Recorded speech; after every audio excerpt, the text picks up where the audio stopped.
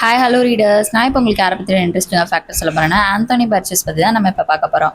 இது மாதிரியான இன்ட்ரெஸ்டிங்கான ஆத்தர் பற்றின ஃபேக்ட் உங்களுக்கு வேணும் அப்படின்னா கண்டிப்பாக என்னோட சேனலை வந்து சப்ஸ்கிரைப் பண்ணிக்கோங்க. அது மட்டும் இல்லாமல் என்னை இன்ஸ்டாவில் ஃபாலோ பண்ணாதவங்க கண்டிப்பாக ஃபாலோ பண்ணிக்கோங்க.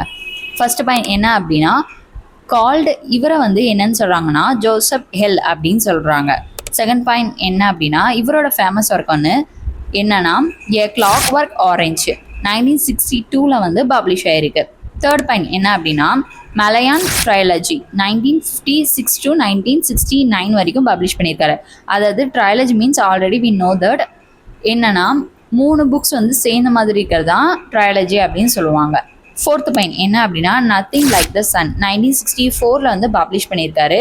இது வந்து யாரோட ஸ்டோரி அப்படின்னு சொல்கிறாங்கன்னா, ஷேக்ஸ்பியரோட லவ் லைஃப் பற்றின கதை தான் இது வந்து நத்திங் லைக் த சன்.